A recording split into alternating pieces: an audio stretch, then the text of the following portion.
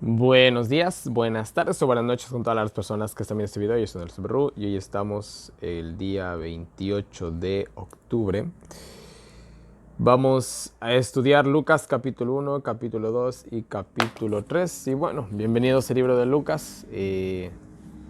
Bueno, en sí hay mucho que decir de estos primeros capítulos, así que vamos a iniciar rápidamente, ¿no? Sin antes agradecer a todas las personas que apoyan el Ministerio de Profecías Bíblicas. Muchas gracias, mis queridos hermanos. Sin ustedes, la verdad, nada de esto fuera posible, así que muchas gracias. Y bueno, sin más preámbulos, vamos a hacer una pequeña oración para comenzar el estudio del día de hoy, ¿ya? Así que oremos. Padre nuestro que estás en el cielo, santificado sea tu nombre, mi Señor. Gracias por un día más de vida. Una vez más, mi Dios, estamos aquí. Primero que nada, para darte las gracias por todo lo que haces por nosotros día tras día, mi Señor. Te pedimos, mi Dios, una vez más la dirección de tu Espíritu Santo. Seas tú quien guíe el estudio de esta mañana. Por todos los pedidos de oraciones que llegan a Profecías Bíblicas, todas nuestras necesidades, nuestros problemas, mi Señor. Te pedimos por cada una de esas cosas, mi Señor. Que sea tu santa y divina voluntad en nuestras vidas, Señor. Y no nuestra voluntad, la tuya, mi Dios.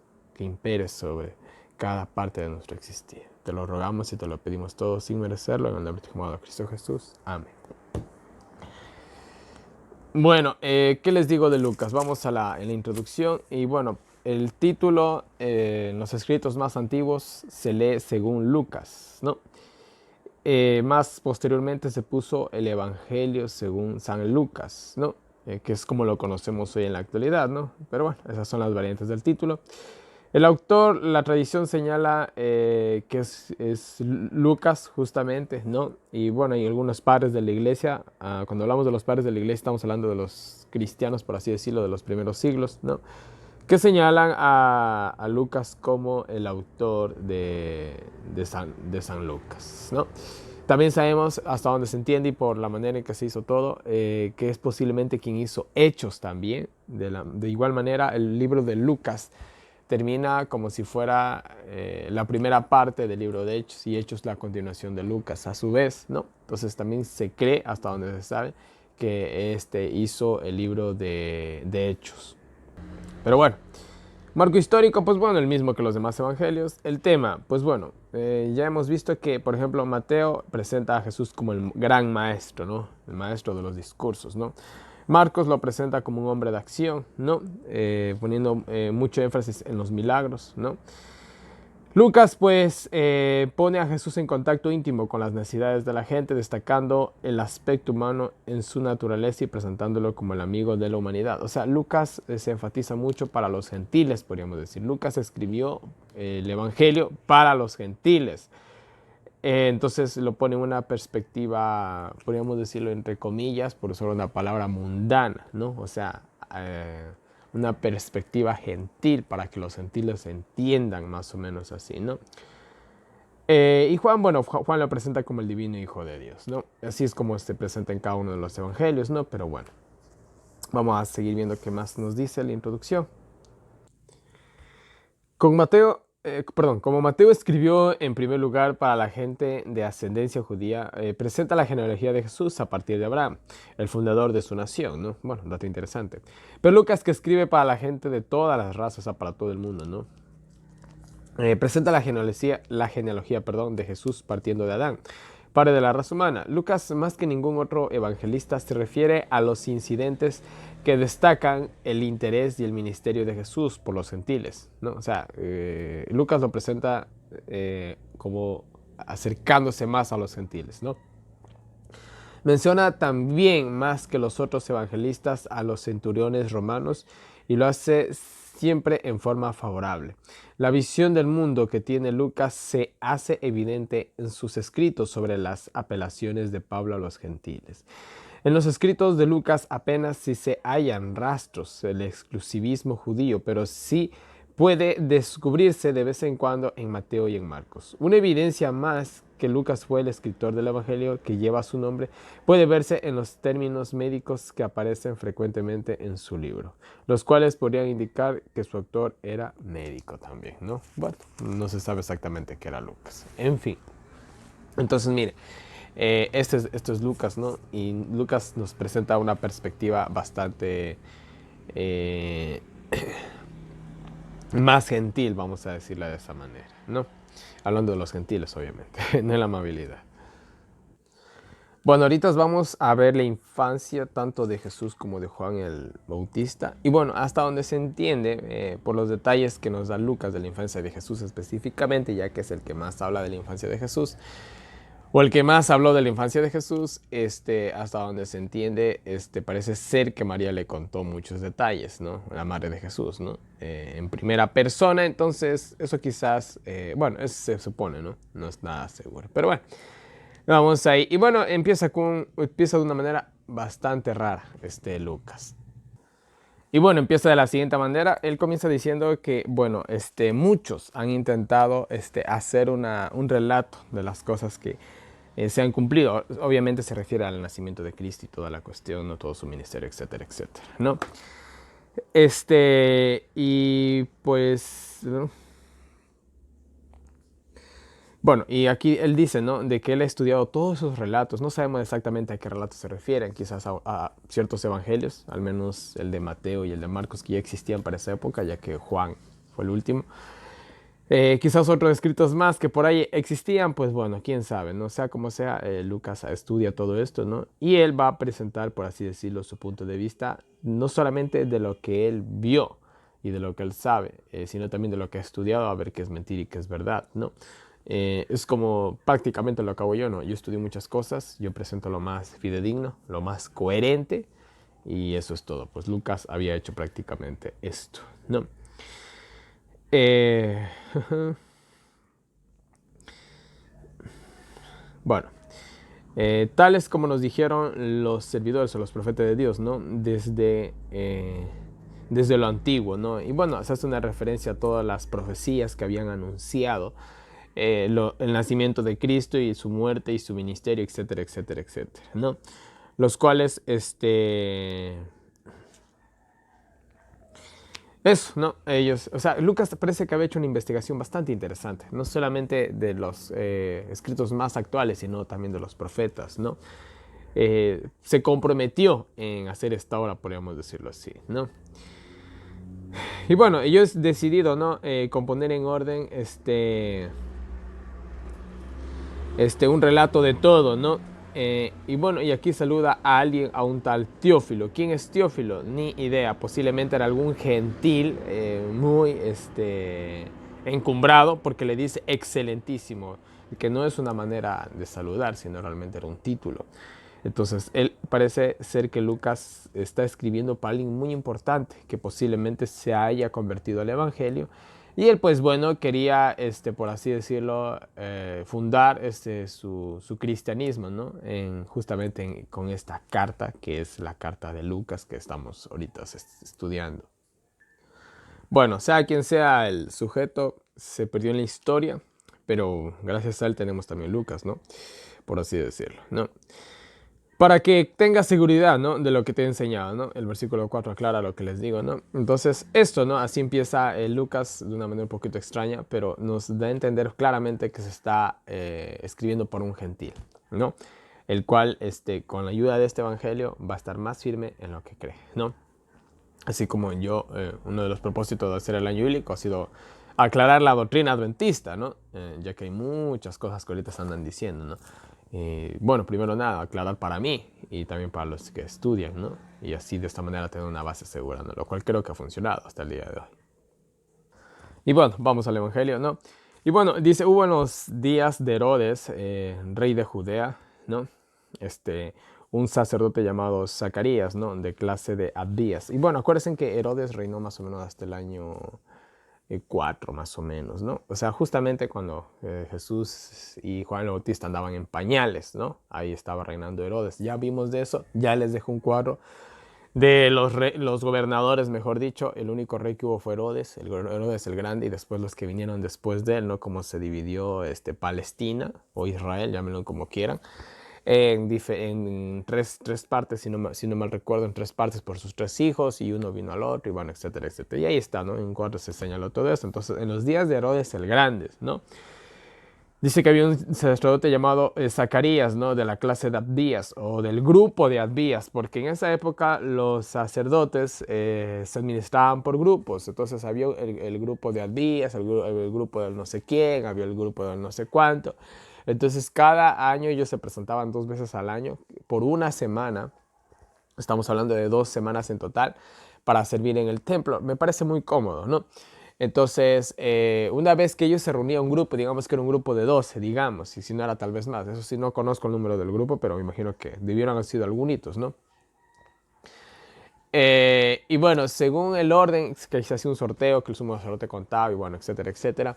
Según un sorteo que se hacía, a uno le tocaba el altar del incienso, que fue lo que le tocó a Zacarías, al otro le tocaba, digamos, atender la mesa de los panes, a otro le tocaba el altar, etcétera, etcétera, ¿no? Entonces ahí, esto es lo que se describe un poquito aquí, ¿no? Según la clase de Abías, el grupo de Abías, mejor dicho, ¿no? Y su esposa era hija de Aarón y se llamaba Elizabeth. Entonces, tanto Zacarías como Elizabeth eran de linaje sacerdotal. Interesante, ¿no?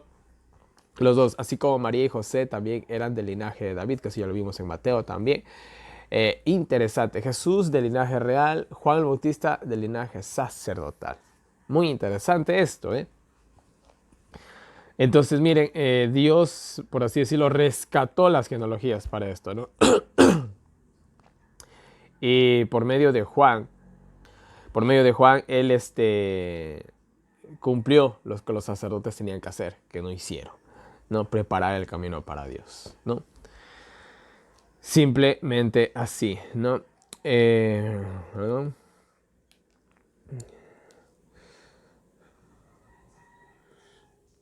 Muy bien. Entonces, eso tenemos, ¿no? Sigamos, ¿no? Dice que ambos eran, ambos eran hijos de Dios, vamos a decirlo de esta manera, ¿no?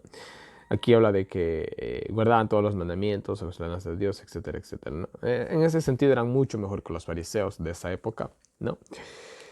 Elizabeth era estéril, ¿no? De edad muy avanzada, ¿no? Y bueno, de edad muy avanzada, puede ser que ellos tenían un alrededor de 60, 70 años. No se sabe, no se sabe. Se llega a esta conclusión porque cuando Juan el Bautista ya ejerce su ministerio, sus padres ya no están. Él es, por así decirlo, entre comillas, huérfano ya a esa edad que tenía aproximadamente 30 años, ¿no? Entonces, más o menos por eso se cree que tenía de cerca 70. En fin, no se sabe exactamente la edad, pero eso es lo más aproximado. Y bueno, dice que Zacarías, ¿no? Ejerciendo el sacerdocio por su clase, por el turno que les había tocado con su grupito, dice que conforme a la costumbre, por suerte, echando suerte, pues le tocó el altar del incienso, ¿no? Lo cual era algo muy sagrado, era tan sagrado deber que los que hacían esto una sola vez en la vida lo podían hacer, nunca más. Entonces era el máximo privilegio y debido a que se hacía por suerte, quizás hubieron sacerdotes que nunca tuvieron este honor, que era servir en el altar del incienso. ¿Por qué era tan honorífico servir en el altar del incienso? Porque era el lugar que se creía que incluso era parte del lugar santísimo, ¿no?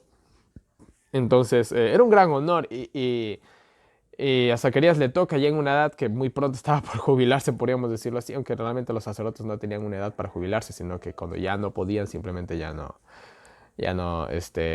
prestaban el servicio, ¿no? Quizás fueron después de algún par de años, ¿no? Sea como sea, le tocó y pues bueno, Zacarías yo me imagino que se había emocionado mucho, ¿no?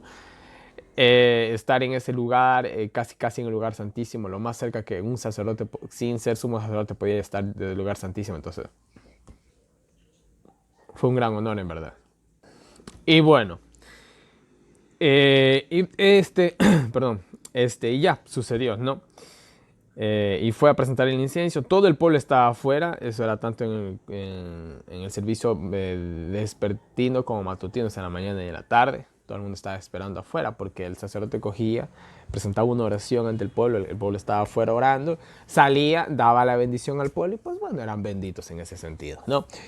Y era algo rápido, no era algo que te ibas a demorar media hora haciendo, era cuestión de minutos, ¿no? Entonces el pueblo estaba afuera, ¿no? Él entró y lo que él entra, la sorpresa de su vida, ¿no? Algo que yo me imagino él nunca se lo esperó, un ángel en el lado derecho, ¿no? del altar del incienso, ¿no? El cual, hasta donde se sabe, era Gabriel por el versículo 19. Entonces, primero que nada, estaba en el lado derecho. Eso ya tenía que decir mucho, Zacarías, ya que en ese sentido se había ganado el favor divino. Nunca olvidemos que la derecha es el favor divino. Entonces, él estaba ahí, ¿no? Y ya, ¿no? Entonces, Zacarías, obviamente, como todo ser humano, ¿no? Tuvo temor, cayó sobre como en símbolo de reverencia, no de adoración, ¿no? El ángel le da un consuelo, le dice, no temas, ¿no? Tu oración ha sido oída. ¿Qué es lo que había pedido Zacarías? Un hijo parece que no. Parece que esa esperanza ya la habían abandonado hace mucho tiempo por la manera en que él dice de que ya eran viejos, ¿no? Parece que había, hasta donde se entiende, pedido por el Mesías, ¿no? Y entonces Dios le había concedido ese privilegio, bueno, no de ser el padre del Mesías, pero sí ser el padre del precursor del Mesías, ¿no? Y ahí le dice, tu esposa Elizabeth dará un hijo y le llamarás su nombre Juan, ¿no? Ya sabemos que Juan significa separar, dividir, uno que causa división, se podría decir. El significado del nombre de Juan. Ojo con el significado de los nombres en la Biblia, ¿no? Y nosotros también, parece mentira, pero nuestros nombres influyen en nuestros caracteres. Sí, mis queridos hermanos. Por eso la Biblia destaca mucho los nombres, ¿no? Y bueno, aquí se dan reglas muy interesantes, ¿no? Y tendrás gozo y alegría y muchos se regocijarán de su nacimiento. Su nacimiento iba a ser de gran alegría para muchos. Y para muchos más también iba a ser un problema, ¿no? Ya acordémonos que Juan era un poquito de carácter osado, vamos a decirlo así. Pero eso ya vamos a analizarlo más despacito, ¿no? Será nazareno, en pocas palabras, eso ya lo estudiamos en el Pentateuco, ¿no? Desde el vientre de su madre. Qué bonito, verán, qué bonito, qué bonito. Yo, por ejemplo, yo quisiera tener algún día un hijo o una hija, ¿no? Con esas cualidades. Obviamente que tengo que conseguirme una esposa que también sea así, ¿no? Y yo creo que el simple hecho de dedicar a alguien desde el vientre es increíble, ¿no? Yo, por ejemplo, podríamos decirlo entre comillas, que yo fui dedicado a Dios casi así, y creo que ya les he contado mi historia. Mi madre me dedicó casi desde el vientre, claro que en ese tiempo yo era católica, ¿no?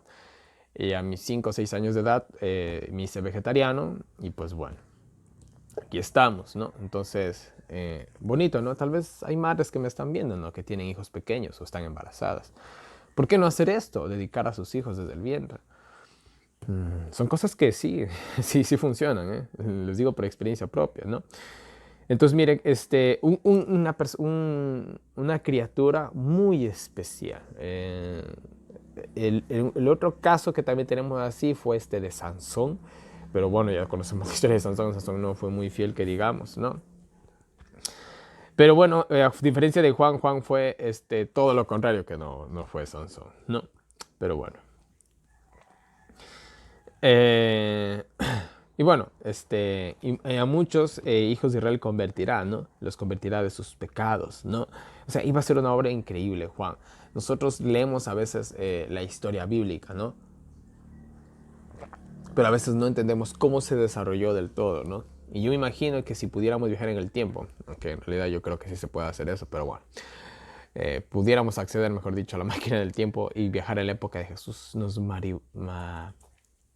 quedaríamos maravillados, ¿no? De ver a Juan. A mí me encantaría ver a Juan, con eso me conformaría, aunque no pudiera llegar al máximo honor de ver a Jesús en su ministerio, me conformaría con ver a Juan, ¿no? Pues hicieron una obra increíble, en serio hicieron una obra increíble, ¿no? Pero bueno, sigamos, ¿no? Fueron personas especiales. No es que uno, escuchen, no es que uno nace especial. Yo no creo eso. Yo creo que los padres tienen una influencia increíble en la vida de los hijos, ¿ya? Es una influencia increíble. Ahora, si tú, por ejemplo, yo soy vegetariano y digamos que mi esposa, en un caso hipotético, también es vegetariano, ¿cómo va a ser mi hijo? Va a ser vegetariano.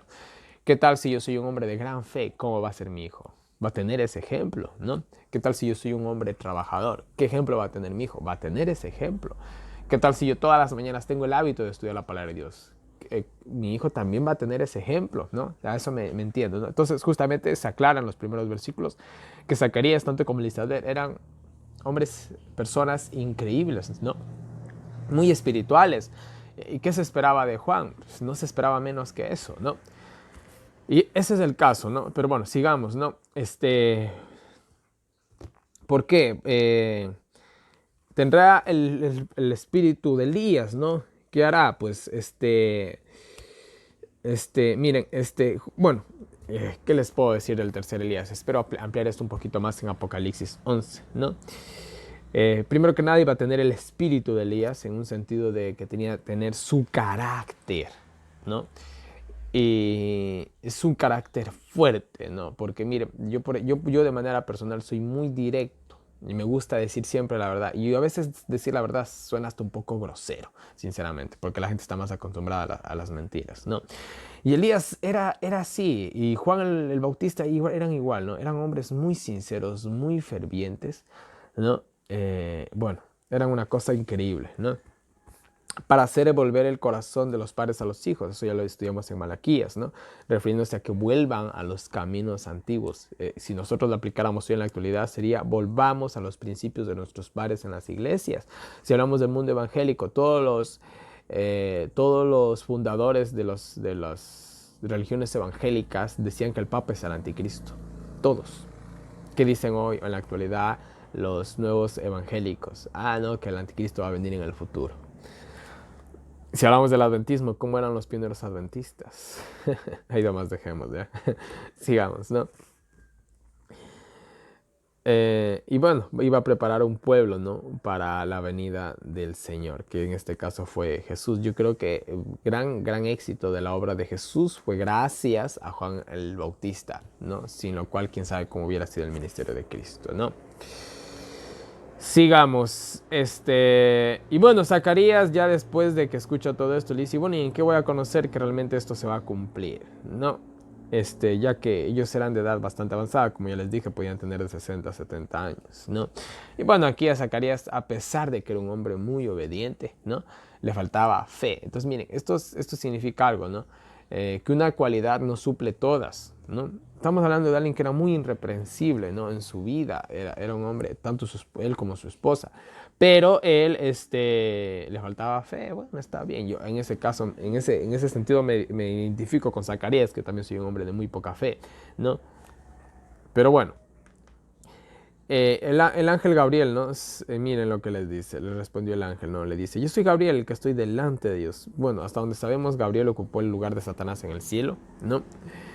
Soy enviado a hablarte y darte estas buenas nuevas, ¿no? A mí me han enviado. Podríamos decir que Gabriel, entre comillas, es el comandante de los ángeles, ¿no? Aunque realmente el general de los ángeles es Jesús. De ahí podríamos decir que sí, Gabriel, ¿no? Y bueno, se identifica, le dice quién es, y esto me recuerda mucho al lenguaje del libro de Job, cuando Job le reclama a Dios y Dios simplemente le habla de su poder, o aquí Gabriel vuelta a hablar de su cargo. En otras palabras está diciendo, mira, yo soy el comandante de los ángeles del cielo, no te voy a estar mintiendo, ¿no? prácticamente lo que creo que quiso más o menos decirle Gabriel, ¿no? Y miren, aquí estarás mudo, esa va a ser la señal, por incrédulo, ¿no? Y hasta donde se entiende parece que también sordo, ¿no? El lenguaje parece que implica mudo y sordo, ¿no? No podrás hablar, ¿no? Por cuanto no creíste la palabra, por incrédulo, ¿no? Y quedarás mudo y sordo hasta cuando se cumpla el tiempo de todas estas cosas, que sabemos que fue hasta el octavo del día del nacimiento de Juan, cuando fue circuncidado, ¿no? Hasta donde sabemos, ¿no? Entonces dice que el pueblo estaba afuera esperando a Zacarías. Y decía, oye, ¿qué pasó con Zacarías? ¿Se murió? ¿Se llevó al cielo? ¿Qué pasó? ¿No entró? ¿Salió? ¿Qué pasó? No sabía la gente, ¿no? ¿Qué pasa que Zacarías no sale? Era la incógnita, ¿no? Pues muchas cosas se pudieron haber pensado, ¿no? Entonces, se demoraba mucho en el templo, ¿no? Por lo general, como les dije, era un servicio bastante rápido, ¿no? Ya, estaban todo el mundo esperando la bendición arónica de parte de él, a lo que salga, ¿no? Y bueno, dice que cuando salió, dice que no podía hablar, ¿no? Y se dieron cuenta que había tenido visión, ¿no? Y habló por señas. Y hasta donde se sabe, había salido con el rostro, si no mal recuerdo, en el cielo de toda la gente, dice que había salido con el rostro iluminado, ¿no? Entonces todo el mundo se dio cuenta y dijo, wow, tuvo visión. Ahora, ¿qué es lo increíble de esta historia? Hace 400 años que nadie tenía visión. Y están viendo a alguien con el rostro iluminado, dijeron, wow, al fin alguien, ¿no? Entonces, Fue una gran sorpresa, fue una gran conmoción, ¿no? Ver a Zacarías con el rostro iluminado. 400 años que no había palabra de Dios y al fin alguien. Entonces comenzaron las señales, ¿no? Comenzó, podríamos decir que todo el ejercicio, tanto de Dios como de Satanás sobre la tierra, ¿no? Esto podríamos decir que fue el preámbulo de todo, ¿no? La visión de Zacarías y el anunciamiento de Juan. En fin, ¿no? Y bueno, dice que al terminar su turno, terminar la semana que les tocaba, dice que él se fue a su casa, ¿no? Me gusta Zacarías, ¿no? No era un hombre flojo, vamos a decirlo así en ese sentido. A pesar de que tenía la perfecta excusa para irse, ¿no? Parece ser que todo esto fue un día sábado, una vez más en sábado. Parece que hasta donde yo entiendo que hasta donde yo entiendo la mayoría casi, podría decir, o me atrevería a decir casi prácticamente todas las visiones que se hicieron o tuvieron los hombres de Dios o ciertos eventos importantes fueron en sábado. Y este no es la excepción, porque hasta donde se entiende era un sábado, pues era el primer día y era de sábado a sábado que se cumplía el servicio, así que debió haber sido un sábado. Entonces, cumpliendo la semana de sábado a sábado, se fue a su casa, ¿no? Después, Elizabeth concibió, dio a luz, ¿no? Y algo interesante, dice que se encubrió 5 meses, o sea, se excluyó 5 meses, ¿no? ¿Por qué se excluyó 5 meses Elizabeth? Parece ser que se estaba preparando para ser madre en el sentido físico y espiritual, hasta donde se entiende, es lo más posible. Pero bueno, vamos a seguir, ¿no? Y bueno, eh, ella exclama, ¿no? Así me ha hecho el Señor en los días en que miró para quitar mi afrenta entre los hombres. Acuérdense que para la cultura judía era como una maldición, que era prácticamente un castigo divino no tener hijos. Entonces, imagínense en toda una vida sin hijos, oye, triste, ¿no? Y pues bueno, Dios le había quitado esa afrenta. ¿Y qué hijo le estaban dando también? ¿Qué hijo le iba a dar, no? No era cualquiera, ¿no? Y bueno, dice que al sexto mes de estos eventos, al sexto mes, dice que Gabriel fue ahora vuelta con María, ¿no? A la ciudad de Nazaret, a la ciudad de Nazaret que era parte de Galilea, la cual Nazaret era una aldea muy insignificante, ¿no? En ese sentido yo me identifico que yo pertenezco a un pueblo bastante significante aquí en el Ecuador, muy pocos lo conocen, a diferencia de otras ciudades importantes, ¿no? Entonces Nazaret no era nada, ¿no? Nazaret era un puntito olvidado en el mapa, ¿no? Podríamos decirlo así, ¿no? Pero interesante el número 6, 6 meses, 6.000 años, una vez más. Primero, Juan le ganaba por 6 meses a Jesús, por 6 meses le iba por delante, en el sentido de que nosotros también de igual manera, por 6.000 años hemos predicado el Evangelio, pues bueno, hasta que venga Cristo, ¿no? Yo creo que se refiere a eso, pero bueno, sigamos. Ya. Y bueno, dice que se le presentó, ¿no?, a una virgen desposada con un varón que se llamaba José, ¿no? De la casa de David, y el nombre de la virgen era María, ¿no? Bueno, acuérdense que virgen significa una chica preparada para el matrimonio, no es como nuestro lenguaje actual, no significa lo que para nosotros significa ahora, ¿no? Cuando se quería saber si una chica era virgen para nuestro lenguaje actual, pues en la Biblia se habla de que no había conocido varón, entonces ahí sabemos que era, podemos decirlo, pura, ¿no? Esto más adelante se aclara aquí, pero bueno, dice. Entonces el ángel viene, ¿no? Y le da una bendición a María, ¿no? Bendita eres entre todas las mujeres, ¿no? Eres muy favorecida, ¿no? ¿Por qué? Bueno, dice que María al verlo obviamente se asustó un poco, y quién no se va a asustar, ¿no? Y pensaba, ¿qué significaría este saludo, ¿no? Porque el ángel me dice bendita entre las mujeres. ¿Qué está pasando aquí, no? El ángel, una vez más, le apacigua sus temores, le dice, no temas, has encontrado favor o gracia ante Dios, que es prácticamente la misma palabra. Tendrás un hijo y lo llamarás su nombre Jesús, ¿no? Y aquí le dice quizás la frase más importante de toda la vida de María, ¿no? Será llamado Hijo del Altísimo, ¿no? Y el Señor o Jehová le dará el trono de su padre David, ¿no? Entonces aquí ya le está anunciando que ella iba a dar a luz al Mesías. Honor que toda mujer de Israel hubiera querido tener, o del mundo, mejor dicho, ¿no? Y bueno, reinará la casa de Jacob, ¿no? Y su reino no tendrá fin, ¿no? Y bueno, es interesante que el ángel nunca habla de la cruz, nunca habla de la cruz. ¿Por qué? Porque, bueno, quizás no era lo más adecuado. Simplemente se destaca aquí el lenguaje espiritual y mesiánico y futurista, podríamos decirlo, ¿no? De lo que iba a hacer Jesús, pero nunca se habla de la cruz, ¿no? Y María le dice, pero ¿cómo puede ser todo esto si no conozco varón? Entonces ella no dice, es que soy virgen. No, no conozco varón. Así se aclaraba en este mundo cuando alguien era virgen para el lenguaje actual que nosotros conocemos. No, no conozco varón, no. Soy virgen, hubiera dicho si estuviera hoy en la actualidad María aquí, ¿no? Entonces, el ángel le dice que el Espíritu Santo iba a venir sobre ella y el poder del Altísimo la cubriría, ¿no? Por su sombra.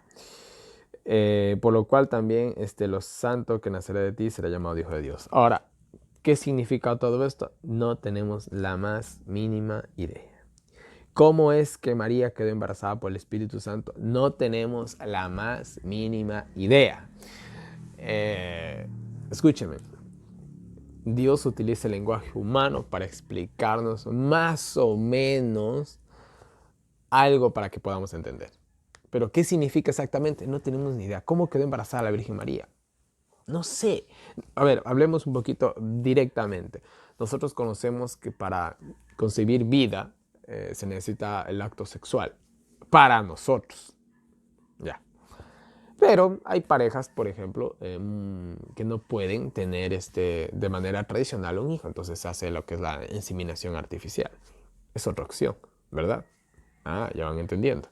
Otra opción para tener hijos es alquilar un vientre.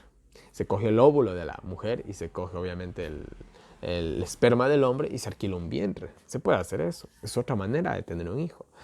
Y en el sentido espiritual, no sé cómo funciona. No sé cómo, pero Dios es el que crea la vida. Simplemente en el vientre de María pudo poner la parte divina, porque acuérdense que Jesús era tanto divino como humano, nunca usó su divinidad para él. Cuando resucitó, sí utilizó toda su divinidad, pero después no. Cogió la parte divina de cierta manera que nosotros no entendemos, así como se creó también Adán, ¿no? Y podríamos decir que, entre comillas, puso su soplo dentro de María. Y creo que es lo más entendible que podemos llegar a suponer aquí, ¿no? No hay otra manera de entenderlo, yo tampoco puedo explicarlo, ¿no?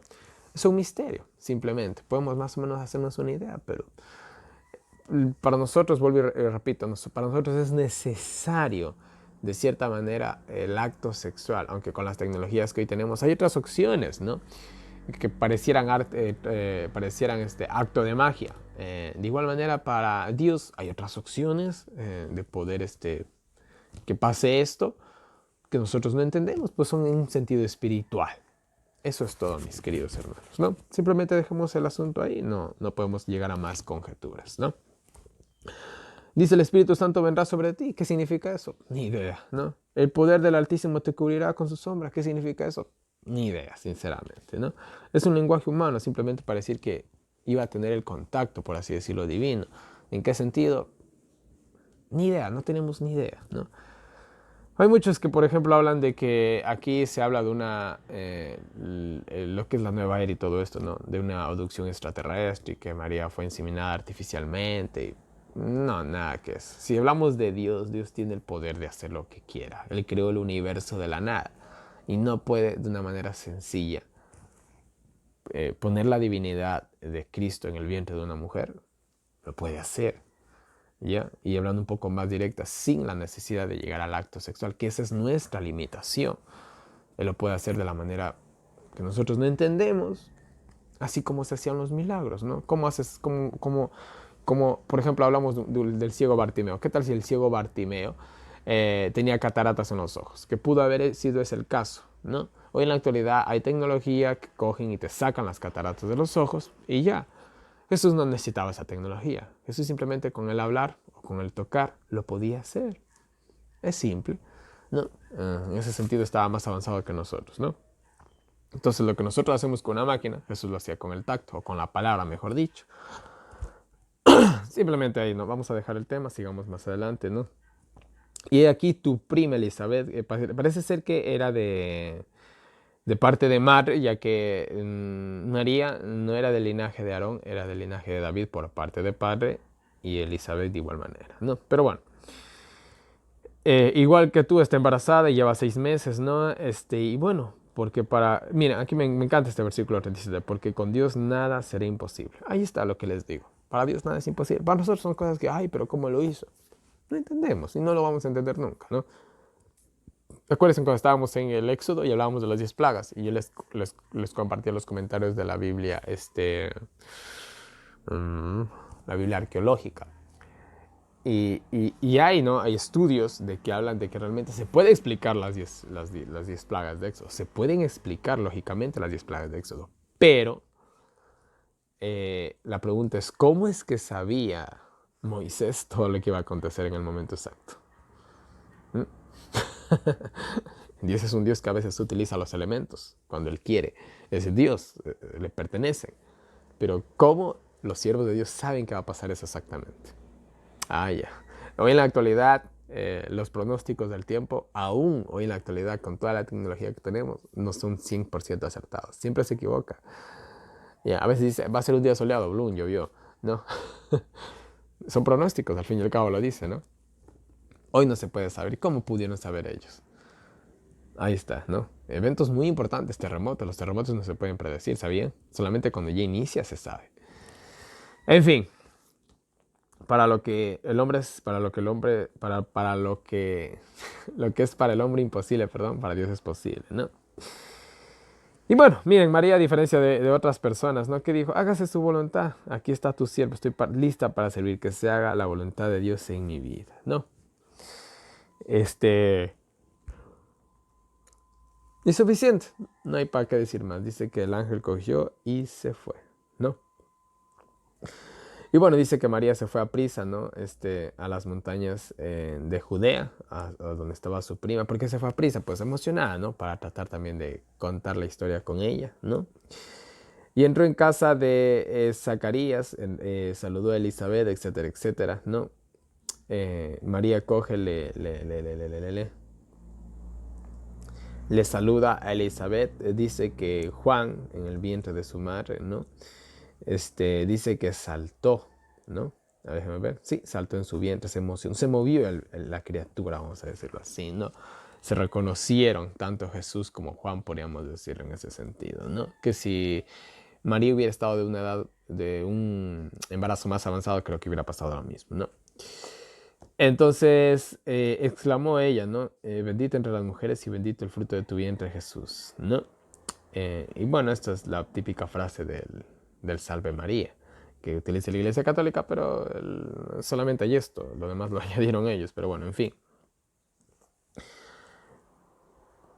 Y donde esto dice a mí, que la madre de mi Señor venga a mí. Me encanta la actitud de Elizabeth. No, no sintió envidia con María, sino que se gozó al ver a la madre de Dios, por así decirlo, ¿no? Del Hijo de Dios, ¿no? Y a la vez del Señor, del Hijo de ella, que era Juan, el que iba a preparar el camino. Entonces fue un encuentro increíble, ¿no? Yo me imagino la emoción, yo no soy mujer, ¿no? Pero me imagino la emoción, ¿no? De conocer tanto a la madre del Mesías y conocer a la madre del precursor del Mesías, conocerse a ellas dos y ser primas, o sea, qué bonito, ¿no? O sea, fue un encuentro muy, muy, muy interesante aquí, ¿no? Y ella le dice, no, tan pronto me saludaste, mi hijo, ¿no? Saltó en mi vientre, ¿no? Bienaventurada la que creyó, porque se cumplirán las cosas que le fueron dichas de parte del Señor, ¿no? Y pues bueno, aquí, a diferencia de su esposo, ella se había querido refiriéndose a María, ¿no? En fin. Y bueno, María le dice, mi alma agradece al Señor, ¿no? Y mi espíritu se regocija en Dios. O sea, quien está expresando su gran alegría que habían tenido, tenían las dos, ¿no? Y bueno, miren, interesante, ¿no? Dios mi Salvador, dice María, ¿no? Aquí vemos a María reconociendo su necesidad de un Salvador. A diferencia del dogma católico que dice que ella casi casi es Dios, pero bueno, eso es otro asunto que ya vamos a hablar en algún momento, ¿no? En fin. Eh, bueno, y versículo 48, pues,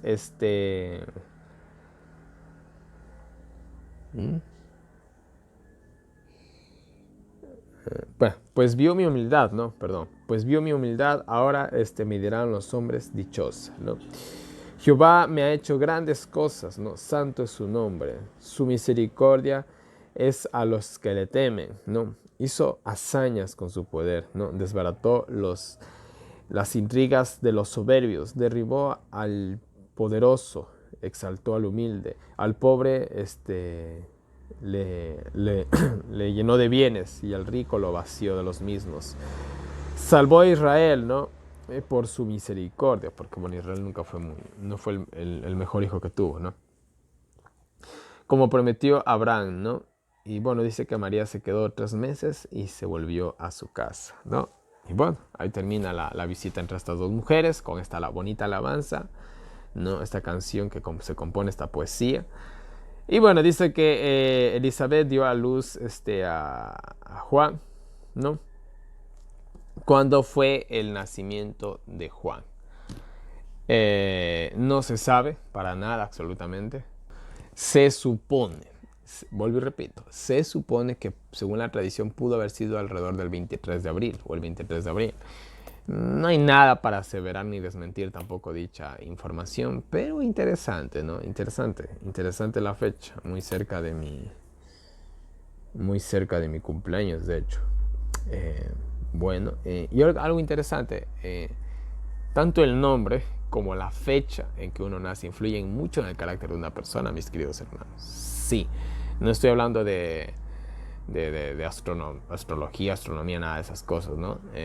Simplemente que sí, afecta, ¿no? Y no sé si ustedes han conocido personas que nacen en las mismas fechas y son tan parecidas en carácter. Yo sí he conocido, ¿eh? Es interesante, ¿eh?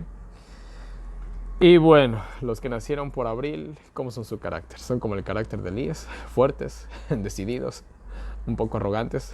Bueno, en fin. Eso se cree, no se sabe exactamente, pero más o menos debe haber sido en primavera, ¿no? Abril, mayo, abril, bueno, quién sabe, ¿no? Y bueno, dice que sus vecinos, sus parientes oyeron, ¿no?, la noticia, se regocijaron con ella, algo muy natural. Yo creo que hasta el día de hoy, cuando nace un niño, todo el mundo va a ver al niño, ¿no? Todo el mundo va a visitar a la madre, a los padres, al bebé, ¿no? Le llevan un presente, etcétera, etcétera, ¿no? Y bueno, dice que aconteció que al 8.º día le iban a circuncidar al niño, ¿no? Y le llamaban al niño por el nombre de su padre, le llamaban Zacarías, muy normal, ¿no? Es como, por ejemplo, yo me llamo Nelson, mi papá también se llama Nelson. Y yo le hice la promesa de que si tenía un hijo también le iba a llamar Nelson, ¿no? Pero bueno, es algo que hasta el día de hoy se transmite, ¿no?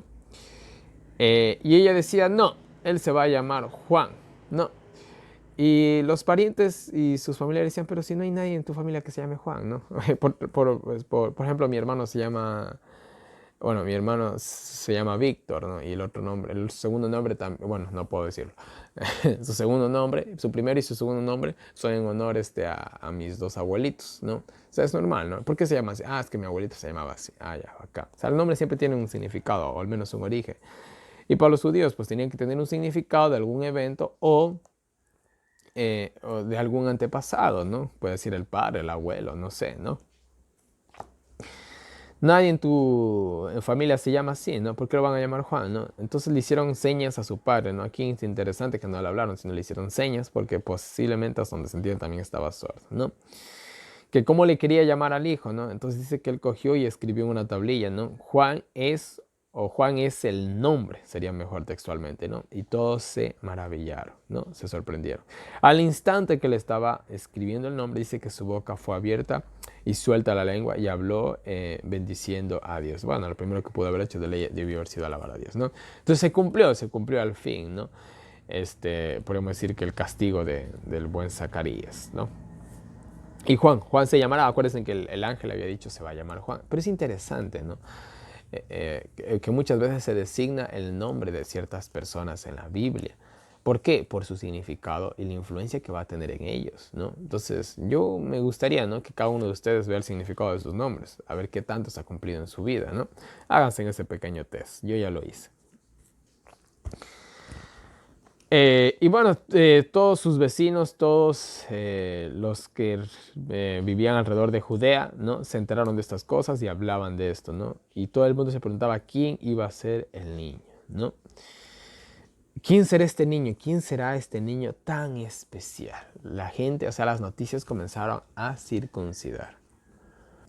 Démonos cuenta que el nacimiento de estos personajes nunca quedó desapercibido. O sea, todo lo que está pasando ahorita es el ministerio de Jesús fue muy,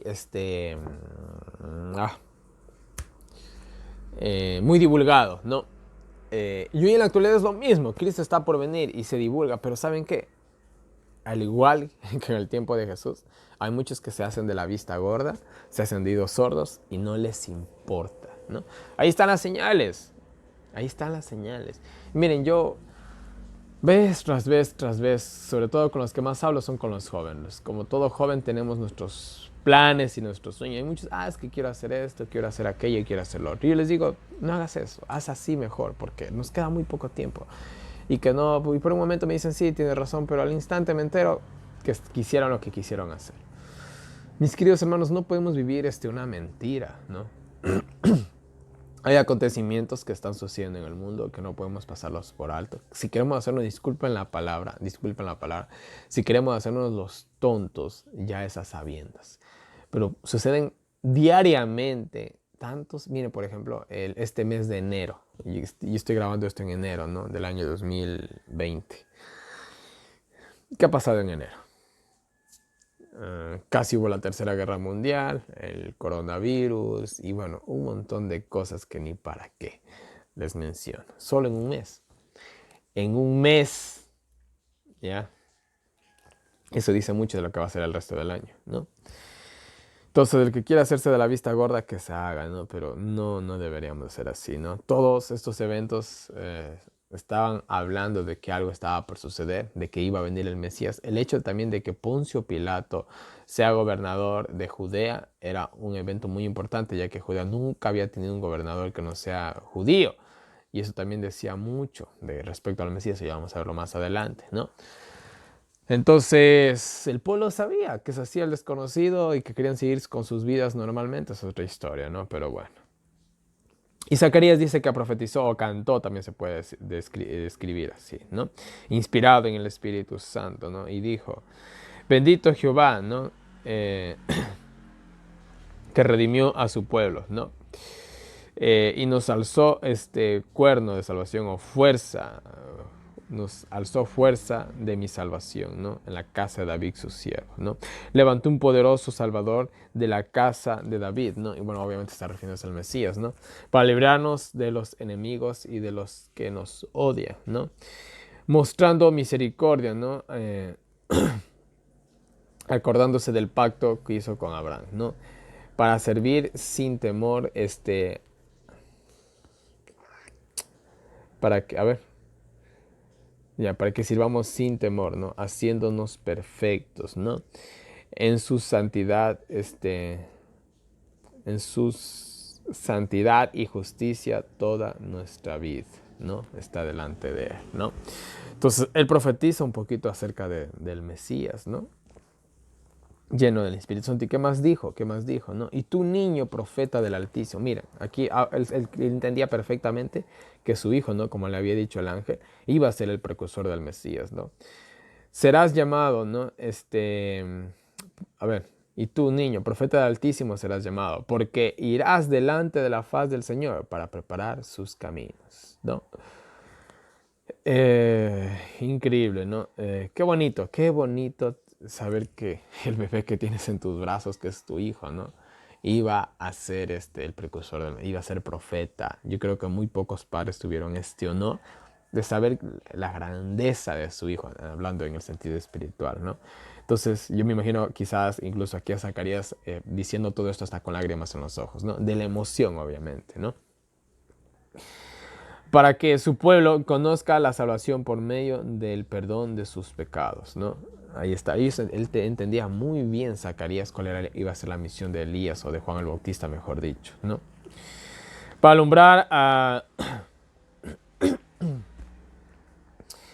para alumbrar a los que andan en tinieblas y sombra de muerte, ¿no? Guiar nuestros pasos por el camino de la paz, ¿no? Y bueno, alumbrar la gracia. La Biblia muchas veces entrelaza la palabra luz con la palabra gracia. Y en este sentido, Juan iba a darnos, por así decirlo, a mostrarnos el camino de la gracia, ¿no? Por medio de Cristo Jesús, ¿no? A un mundo en tinieblas, ¿no? Etcétera, etcétera. Y dice, y el niño crecía y se fortalecía, bueno, en el sentido físico y espiritual, ¿no? En espíritu, y estuvo en el desierto hasta el día en que se mostró Israel, ¿no? Y bueno, iba creciendo en inteligencia, en moralidad, en el físico, etcétera, etcétera, ¿no? Y bueno, ahí prácticamente podemos decir que termina la infancia o la niñez de Juan, ¿no? Y lo único que nos dice es que él estaba en el desierto, ¿no? Y miren, vamos a hablar un poquito de Juan. Zacarías, como vemos, era de linaje sacerdotal. Lo mínimo que se esperaba de Juan el Bautista era que él pertenezca a las escuelas de los sacerdotes, ¿no? O las escuelas de los profetas, como también se le conocía mejor.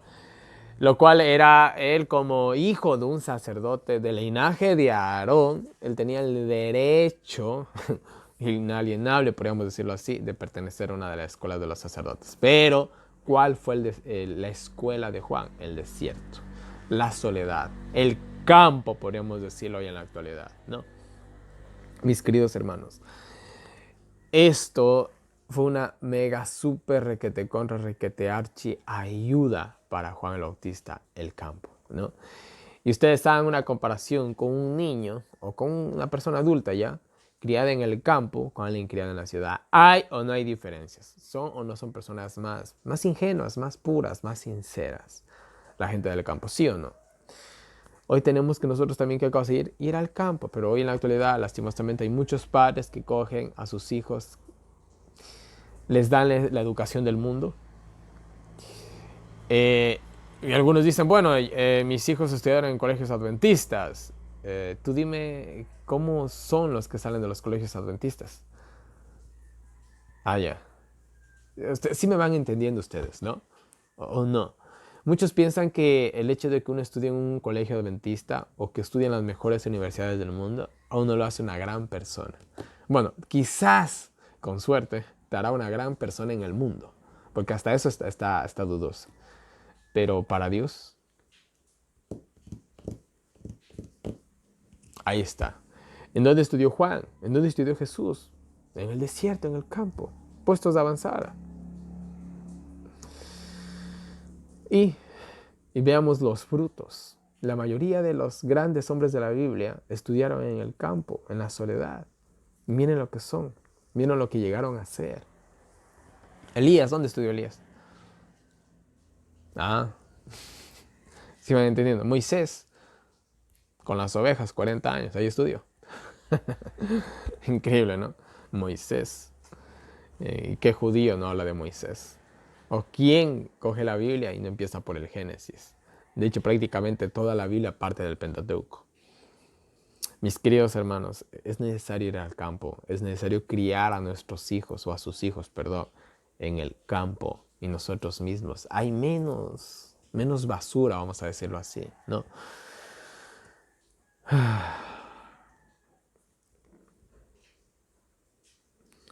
Entonces, eso les quería decir de Juan. Ya vamos a seguir hablando de él en el capítulo 2. Pero bueno, vamos a leer los comentarios del capítulo 1. Y creo que vamos a terminar esta primera parte. Después seguimos con la segunda parte. No quiero hacer videos tan largos. Y bueno, los comentarios del Espíritu y Profecía. Vamos a leer el primero. El primero nos dice una respuesta a la oración. Vamos a ver lo que nos dice. Durante toda su vida matrimonial, Zacarías había orado pidiendo un hijo. Él y su esposa ya eran ancianos y todavía su oración no había sido contestada. Pero él no murmuró. Dios no se había olvidado, tenía un tiempo señalado para contestar esa oración. Y cuando el caso parecía ya sin esperanza, Zacarías recibió su respuesta. Ah, ¿no? Entonces sí había estado pidiendo por un hijo. No en ese instante, pero había pedido anteriormente, ¿no? Bueno, me equivoqué. ¿Qué más dice? Cuando Zacarías entró en el lugar santo y llevó a cabo su solemne reverencia, la ceremonia que se exigía, apareció otro ser que se situó entre el altar y la mesa de los panes, o sea, al lado sur, podríamos decir, del tabernáculo, ¿no? Era Gabriel, el poderoso mensajero de Dios. Había llegado a la respuesta. No había olvidado la oración de sus siervos. La había escrito en su libro de registros para ser respondida a su debido tiempo. Según las apariencias externas, Zacarías y Elizabeth también renunciando a sus esperanzas, pero el Señor no se había olvidado. Acuérdense que las mujeres tienen un periodo que cuando ellas entran en la menopausia, pues ya no pueden tener hijos, ¿no? Ustedes entenderán. Entonces Elizabeth parece que ya había pasado hasta eso, ¿no? Pero ya saben, para Dios nada es imposible, ¿no? Conocía los largos años de desilusiones y nació el hijo de ellos, cuando el nombre divino podía ser mejor glorificado. Cuán tierno, cuán bondadoso, cuán lleno de amor y compasión es el gran corazón del infinito amor. Dios no dio a Zacarías un hijo común, sino un hijo que ocuparía un lugar encumbrado en la obra de Dios, y desde el cual brillaría la luz del cielo con rayos y claros y nítidos, ¿no? Wow, esto me recuerda mucho a Samuel, ¿no? Y estudiamos también Samuel. Pero no le dijo, Dios prácticamente le dijo, espérate un par de años, unos cuantos años. No solamente te voy a dar un hijo, te voy a dar el hijo, ¿no? El cual le dio el precursor del Mesías. Qué honor, ¿no? Ser el padre del precursor del Mesías. Wow, ¿no? Qué honor, qué orgullo en el sentido espiritual, ¿no? Entonces, a veces nosotros le pedimos a Dios algo. Él nos da algo 10,000 veces mejor, ¿no? Siguiente cita. Brillará con luz refleja, dice. Cuando Zacarías salió del templo, su rostro brillaba con la luz que el ángel celestial había reflejado sobre él. Justo lo que les decía. Pero no podía hablar al pueblo. Hizo saber por señas que un ángel le había aparecido en el templo y debido a su incredulidad estaba privado de facultad de habla hasta que se cumpliera la predicción del ángel, ¿no? Ahí está. Siguiente cita. El Hijo de Dios en un nuevo sentido. Cristo proporcionó a los hombres y mujeres el poder para vencer. Vino a este mundo en forma humana para vivir como hombre entre los hombres. Tomó las debilidades de la naturaleza humana para ser probado y tentado. En su humanidad era participante de la naturaleza divina por su encarnación. Ganó un nuevo sentido, el título del Hijo de Dios. El ángel dijo a María, el poder del Altísimo te cubrirá con su sombra, por lo cual también el santo ser que nacerá será llamado Hijo de Dios. Miren, ahí está, este título de Jesús aparece por primera vez aquí. En el Antiguo Testamento no se lo llama así, porque no era necesario ese lenguaje. Interesante, ¿no? A manera que Dios o Jesús iba desarrollando su papel, sus diferentes facetas, iba ganando nuevos nombres, ¿no? Esto ya lo explicaba también, ¿no? Si bien era el hijo de un ser humano, en un nuevo sentido se convertiría en el Hijo de Dios. Así estuvo en nuestro mundo, Hijo de Dios y sin embargo aliado por nacimiento con la raza humana. Cristo estuvo unido con el Padre desde toda la eternidad y cuando tomó sobre sí la naturaleza humana todavía era uno con Dios. Este es el vínculo que une a Dios con la humanidad, ¿no? Amén. O sea, nosotros somos unidos con Dios gracias a lo que hizo Jesús, ¿no? Y bueno, últimas citas. La primera dice, Juan nació para una obra especial. Vamos a hablar de Juan. Dios ha tenido sus instrumentos para que llevaran adelante su obra en cada etapa de la historia de esta tierra, la cual debe ser hecha en la forma que Él determina. Juan el Bautista tuvo una obra especial para la cual nació y para la cual fue elegido. La obra de preparar el camino del Señor. Su ministerio en el desierto fue un notabilísimo cumplimiento literal de la profecía. Amén. Y es la misma obra que tenemos hoy. ¿Nosotros para qué hemos nacido? ¿No es acaso para preparar el camino para el Señor, mis queridos hermanos? Claro que sí. Ninguna escuela era adecuada, dice. Miren, había una gran obra designada para el profeta Juan, pero no había ninguna escuela en la tierra a la cual pudiera asistir. Vean, qué increíble. Hoy en la actualidad no es lo mismo. No es lo mismo. Es lo mismo, mis queridos hermanos. Debía adquirir su conocimiento lejos de las ciudades, en el desierto. Las escrituras del Antiguo Testamento, en Dios y la naturaleza que Él había creado, debían ser sus libros de estudio. Dios estaba capacitando a Juan para su obra de preparar el camino del Señor. Su alimento era simplemente langostas y miel silvestre. Las costumbres y las prácticas de los hombres no debían ser la educación de este hombre. La preocupación por lo mundano no debía afectar en nada la formación de su carácter. Ahí está, esa fue la escuela de Juan. Hoy no es lo mismo, hoy tiene que ser lo mismo, mis queridos hermanos. No hay hoy en la actualidad universidad, colegios adecuados. No lo hay, lastimosamente, ¿no? ¿Qué más dice? Satanás tenía acceso a pesar de estar cerrados los caminos. Vamos a ver qué nos dice. Juan no se sentía suficientemente fuerte para soportar la gran presión de la tentación que encontraba en la sociedad. Temía que su carácter fuera modelado de acuerdo con las costumbres que prevalecían entre los judíos y escogió el desierto como su escuela, en la cual su mente podía ser debidamente educada y disciplinada por el gran libro de Dios. La naturaleza en el desierto, Juan podía negarse a sí mismo más fácilmente, dominar sus apetitos y vestirse de acuerdo con la sencillez natural. Y en el desierto no había nada que desviara su mente de la meditación y la oración. Amén por eso.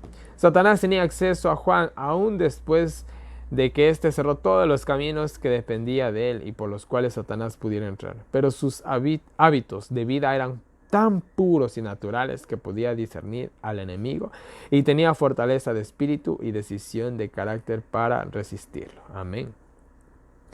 El libro de la naturaleza estaba abierto ante Juan con su inagotable caudal de variadas instrucciones.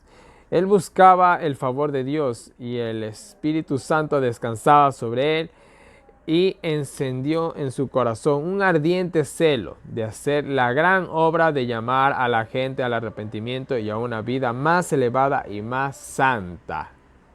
Miren lo que dice a continuación. Juan se estaba capacitando mediante las privaciones y las dificultades para disciplinar de tal manera todas sus facultades físicas y mentales que pudieran sostenerse entre las gentes tan inconmovibles frente a las circunstancias como las rocas y montañas del desierto, que lo habían rodeado durante 30 años. 30 años en el desierto. Mis queridos hermanos, nos estamos capacitando, hablamos de una persecución, hablamos de que algún día vamos a estar solos. ¿Cómo reaccionamos ante la soledad, ante las circunstancias, ante los chismes, ante los problemas? ¿Nos estamos capacitando para aguantar eso algún día? Meditemos, ¿no? Y la última cita, Satanás no pudo mover a Juan. La niñez y juventud y edad viril de Juan, que vino con el espíritu y el poder de Elías para hacer una obra especial de preparar el camino para el Redentor del mundo, se distinguieron por su firmeza y poder moral. Satanás no pudo moverlo de su integridad. Juan nunca se expuso, nunca dio chance, ¿no?, a la tentación. Toda su vida, Mira, por ejemplo, imagínense ustedes, vamos a ponerlo de una mejor manera.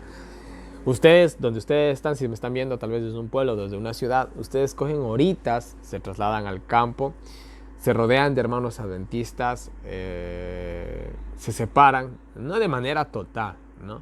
Se separan del mundo, ¿no?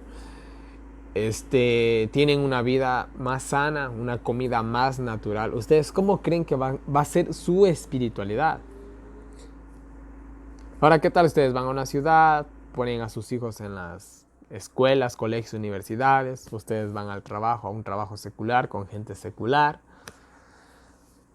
etcétera, etcétera? ¿Cómo creen que van a ser ustedes? ¿Más espirituales? Va a ser difícil. Yo no digo que no se puede, sí se puede hacer, pero es más difícil. Juan, que era Juan, no se expuso, ¿no? Él cogió y dijo, no vamos a darle el más mínimo chance al enemigo, ¿no? Y cogió y se alejó lo más posible, cerró cada puerta, ¿no? Satanás lo podía tentar, pero era más difícil hacer lo que era ahora, ¿no? Entonces, eso, mis queridos hermanos, y vamos a dejarlo hasta aquí, este primer capítulo. Ya vamos a continuar con el capítulo 2 y el capítulo 3, los cuales creo que esos vamos a hacerlos en una sola, ¿no? Y bueno, una vez más, en pantalla tienen toda mi información de contacto para todas las personas que me quieran agregar al WhatsApp para recibir los enlaces del año bíblico, los años del año bíblico, preguntas, sugerencias, correcciones, cualquier cosita, háganmelo llegar por ahí.